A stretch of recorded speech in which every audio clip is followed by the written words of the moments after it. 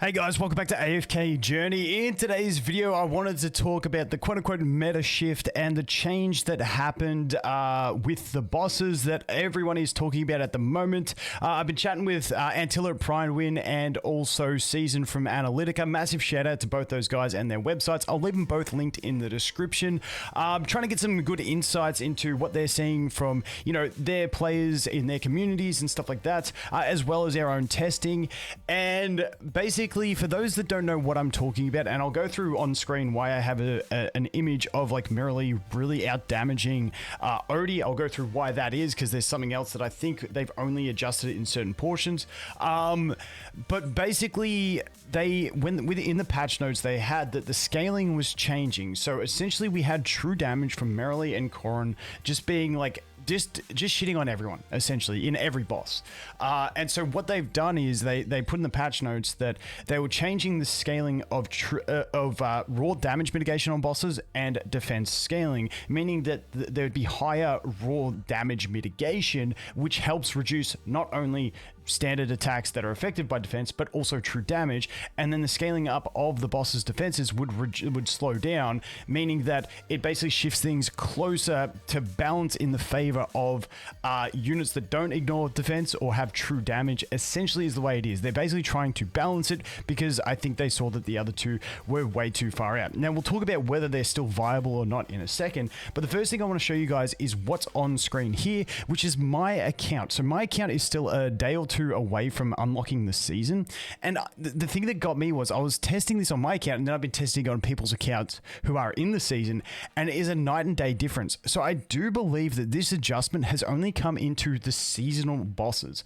not into the standard bosses, because over in the season, it would be roles reversed. Odie would be at Merrily type damage and Merrily would be at Odie type damage. So I do believe it is only applying to the seasonal bosses. I believe the standard bosses still stay the same until you unlock the season. Once again, that is just my assumption from my testing.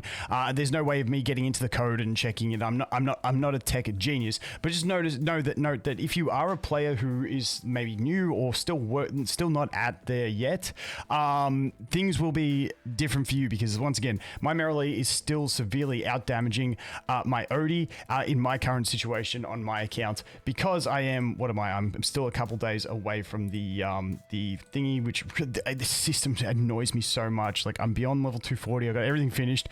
There we go, I'm on day 41, so tomorrow I unlock the season. Shit. Okay, so let's jump over here.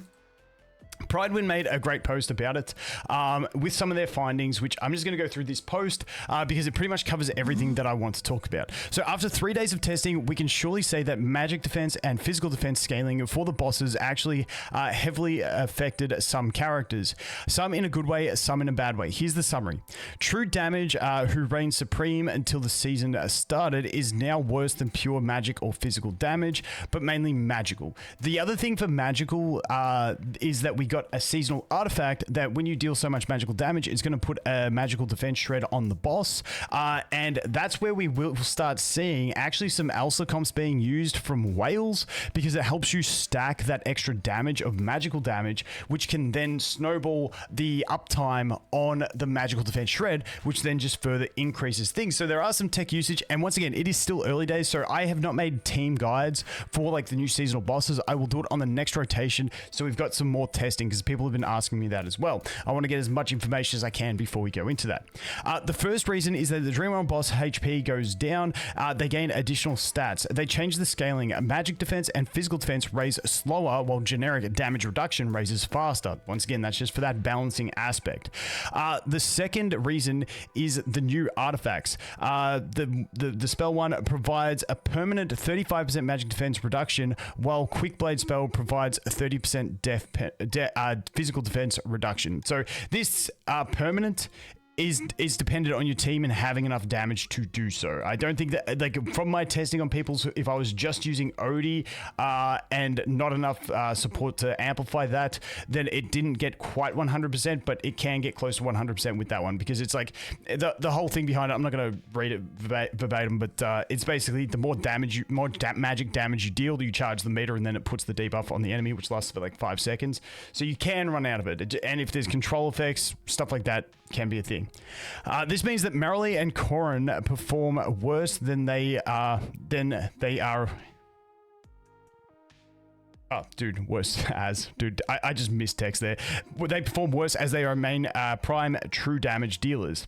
This also means that Odie is now the best damage dealer in anything bossing related, but Marilee and Corrin are still just behind him. So basically, they switched their places with each other. Odie went from the number 2 spot to number 1, and Marilee went from number 1 to the number 2 spot. Corrin remains in the 3rd place, and Corrin is more unique. And once again, when we look at Necro Drakon and stuff like that, I'm assuming Marilee and Corrin will overtake Odie because of mechanics and stuff like that. Then they have here, surprisingly, Elsa emerged as a great boss killer with the damage rivaling that of Odie at times, but Marilee still pulls ahead in a lot of cases. So once again, this damage chart shown by Antilla, this was his personal testing because he's got a Supreme Plus. Elsa, you can see she's actually doing some really reasonable damage. Once again, due to that artifact, due to the ability to stack that magical Death Shred faster, does mean you can get those really further gains from this. So that is the basic gist of what we're looking at. Now, I still don't recommend free-to-play going nuts over Elsa.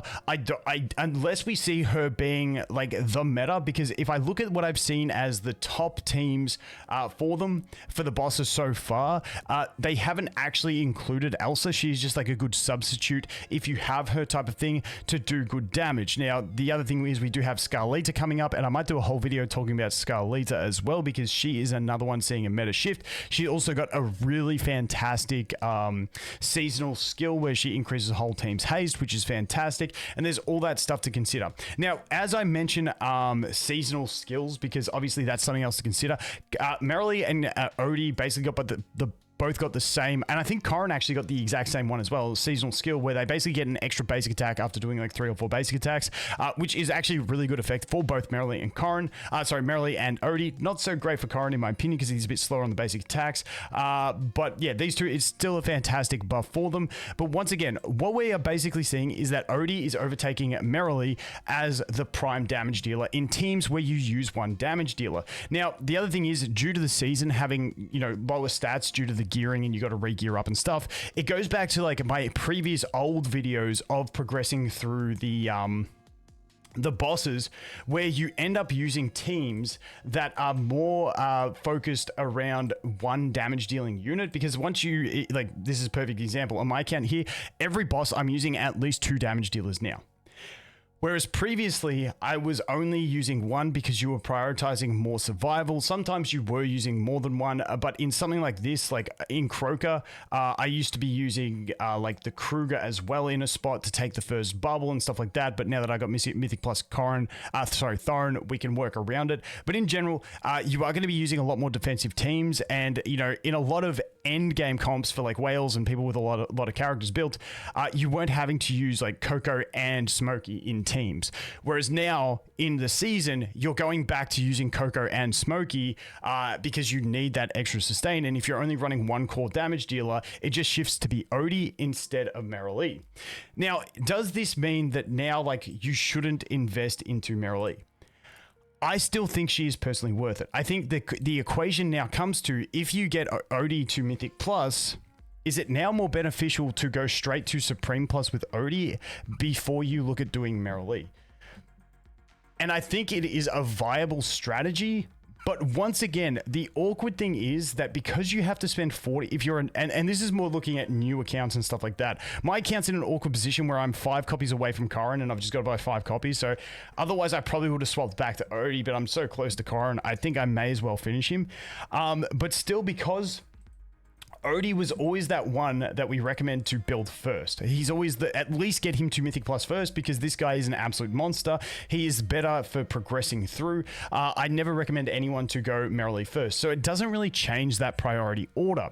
And once again, kind of like in the Pride Win post, you will still see Marilee in a lot of people's formations in bosses if you're using more than one DPS, because she is still sort of that second best DPS. Aside from that odds fact of like Supreme Plus Elsa's probably doing a little bit more damage depending on investment and stuff like that. But that one still remains to be seen. We've got to do some more testing on that. But still, I think Odie has always been the priority for free-to-play players to build up. But once again, due to this fact that over here in the progression, if you are on a new account, Merrilee can still be handy. Like, I've had Merrilee Mythic Plus for probably about, I want to say, a week or more now. And she climbed me from getting to like position like sort of 20 to 40 to 10 to 20 now, which for me on my server is a big increase in my rewards that I can obtain. So I still think on my account, it was a good decision to go from Odie Mythic Plus to Merrilee, especially considering once I got Odie to Mythic Plus, I only needed to purchase, I think about like 6 or 8 copies of Merrilee. And then I had her done. So it wasn't too much of an investment. Whereas those 6 to 8 copies going into Odie would have not had him at Supreme Plus yet. And I still would have been not getting as much damage in these bosses to get myself extra daily rewards. So it's a bit of an interesting one. I don't have the exact answer because like I said, every account's different. But because this strange phenomenon where it appears that stuff only applies in the seasonal bosses and not the normal bosses, for new accounts, I still think Merrilee is fantastic because it looks like she's not getting affected negatively by that stuff. But once again, if you were someone that was considering a Merrilee first and then Odie is still the man. He's great in PvP, he's great in PvE, and he is great in bosses, and just in the season now, he is even better in bosses. So he still holds the priority. The only shift would be going straight Supreme Plus for him first, which I think is definitely a viable option. But, you know, it depends on how your RNG. If you got a bunch of Merrilee copies like I did just through summoning, and you're only a few purchases away from getting her up there, then it's not too bad to shift to Merrilee Mythic Plus and then go back to Odie. The one thing that I personally would have changed, if I knew this change was going to be like it was, I would have not bought any Corrin copies, and I would have gone straight to Odie. Because now Corrin gets further down, and now his niche is going to be Necrodrakon, and maybe sometimes in people's other teams as well. But in general, he's mainly Necrodrakon now. So I feel like for me personally, instead of going from Odie Mythic Plus to Merrilee Mythic Plus, which once again only cost me like 5 copies, and then to Corrin, I would have skipped these 10 purchases of Corrin, and I would have just gone Odie Mythic Plus, Merrilee Mythic Plus. If I was a long way away from Merrilee Mythic Plus, like 20 copies, 30 copies, then I would have stuck with Odie. It just depends on where the RNG falls. But yeah, I would have taken back all these Corrin purchases and put them back into Odie so I could get to Odie to Supreme Plus faster, because now he is that primary damage dealer. He's also going to be an amazing unit, obviously PvE campaign, AFK stage pushing in the new season, as well as being just an amazing PvP unit for PvP offense for free-to-play players who don't have anything else. Because like I've shown in my previous video talking about the teams, is this dude mixed with the combo of just swapping and just sniping a back row with his execute. The dude is absolutely fantastic. I'm not going to do it here against the the Violet team because I'll get snapped. But basically, that is the summary. Odie stocks go up, Merrilee and Corrin stocks go down, but I still think Merrilee is a fantastic damage dealer. So it's not like you've ruined your account by investing into her. She is still probably the second best general DPS in the game, but now I can definitely see room for power creep on these characters like Merrilee, because she is just damage. Odie has utility, so he is ridiculous now, whereas Merrilee is like that character on the fringe. As soon as they release a character that does a little bit better damage than her, like another character similar to Odie, kind of like we have with Elsa in her capabilities, but I think she's a bit more niche, then Merrilee is going to feel like just by the wayside, except for Necrodrakon. I mean, at least you'll always have that, but we'll have to wait and see. I'll update you guys more as we find out more stuff. But once again, I just wanted to go through what was happening there. If you guys saw your Merrilee doing weak damage, especially compared to something like Odie, who is absolutely crushing it now, just keep in mind, that's the one thing as well, is that we do have the new artifact, which does the magic defense shred, which we previously didn't have a reliable magic defense shredder to have high uptime on magic defense shred. So that has just made magic damage more prominent in bosses, and then just added to those Odie stocks. Anyway, guys, I'm going to shut up now. As always, thanks for watching. Hope you have an awesome day, and I look forward to seeing you in the next one. Cheers.